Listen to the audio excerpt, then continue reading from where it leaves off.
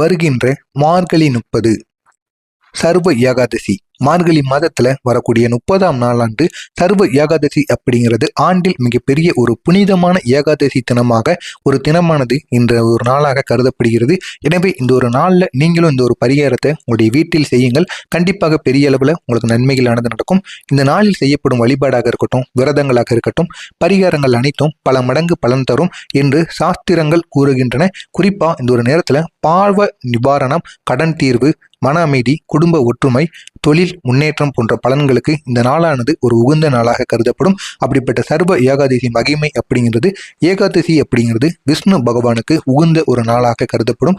மார்கழியில் வரும் சர்வ ஏகாதசி வைகுண்ட ஏகாதசிக்கு சமமான புண்ணிய சக்தி கொண்டது என்று அனைவராலும் சொல்லப்பட்டு வருகிறது. இந்த நாளில் விஷ்ணு, நாராயணர், பெருமாள், கிருஷ்ணர் ஆகியோரை வழிபட்டோம் அப்படின்னா நம்முடைய கடந்த ஜென்ம பாவங்களுக்கு ஒரு தீர்வானது கண்டிப்பாக கிடைக்குமாம். இந்த நாளில் நம்ம எப்படி பரிகாரங்கள் செய்யணுங்கிறத முழுவதுமாக பார்க்கலாம். முதல்ல காலையில செய்ய வேண்டியது, பிரம்ம முகூர்த்த வேளையில் எழுந்து சுத்தமான ஆடைகளை அணிந்து கொண்டு வீட்டின் பூஜை அறையை சுத்தம் செய்துவிட்டு விஷ்ணு அல்லது பெருமாள் படத்திற்கு மஞ்சள் அல்லது குங்குமம் வைத்து அலங்கரிக்க வேண்டும். நெய் தீபம் அல்லது எள்ளெண்ணெய் தீபத்தை நீங்க காலையில் எழுந்து குளித்துவிட்டு உங்களுடைய பூஜை அறையில் ஏற்றலாம். அடுத்ததாக விரதம். முடிந்தவர்கள் மட்டும் முழு உபவாசம், அதாவது நீர் மட்டும் இந்த ஒரு நாளில் மேற்கொள்வது மிகவும் நல்லது.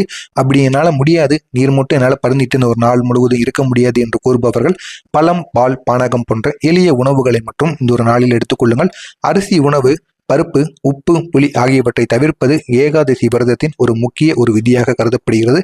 இந்த ஒரு நாளில் நீங்கள் சொல்ல வேண்டிய மந்திரம் அப்படின்னா இதை நீங்கள் 108 முறைகள் கூறலாம். ஓம் நமோ நாராயணாய, ஓம் நமோ நாராயணாய அப்படிங்கிற அந்த ஒரு மந்திரத்தை 108 முறைகள் கூறுங்க. அது அப்படி இல்லைன்னா ஓம் நமோ பகவதே வாசுதேவாய இப்படிங்கிற மந்திரத்தை 108 முறைகள் கூறுங்க.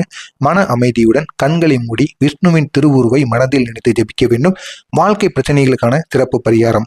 கடன், பொருளாதார சிக்கல் தீர்வதற்கு ஒரு மஞ்சள் துளியில 11 துளசி இலைகளை வச்சு பெருமாள் முன் நீங்க அர்ப்பணிக்கலாம். அடுத்ததாக திருமண தடை நீங்குவதற்காக துளசி செடிக்கு பால் கலந்த நீரை ஊற்றி வழிபட்டீங்க அப்படின்னா கண்டிப்பா உங்களுக்கு நல்ல ஒரு வரன் அமைவதற்கான வாய்ப்புகள் கட்டாயமாக இருக்கும். மன அமைதியும் குடும்ப ஒற்றுமையும் பெருக வீட்டில் மாலை நேரத்தில் விஷ்ணு படம் முன் அகல் விளக்கு ஏற்றி வழிபடுங்கள். வீட்டில் இருக்கக்கூடிய எதிர்மறை சக்திகள் விலகி அமைதியானது நிலவும். தானம் செய்ய வேண்டிய பொருட்கள் என்று இந்த சர்வ ஏகாதசி நாளில் இருக்கிறது. அரிசி, கோதுமை, வெல்லம், பால், மஞ்சள் துணி, துளசி மாலை, ஏழை மக்களுக்கு அன்னதானம். இது அனைத்தையும் இந்த ஒரு நாளில் பண்ணுங்கள். குடும்பத்தில் இருக்கக்கூடிய அனைத்து விதமான துயரங்களும் அகன்று விடுமாம். அடுத்ததாக நாள் முடிவில் செய்ய வேண்டிய ஒரு பரிகாரமானது இருக்கிறது. இரவு விஷ்ணு பூஜை செய்து நன்றி கூறி பிரார்த்தனை செய்யுங்கள். மறுநாள் துவாதசி அன்று முதலில் துளசி நீர் அருந்தி விரதத்தை நீங்கள் முடிக்க வேண்டும். மார்கழி 30 சர்வ ஏகாதசி என்று இந்த பரிகாரங்களை நம்பிக்கையுடன் செஞ்சீங்க அப்படின்னா கண்டிப்பா பாவங்கள் நீங்கிவிடும்.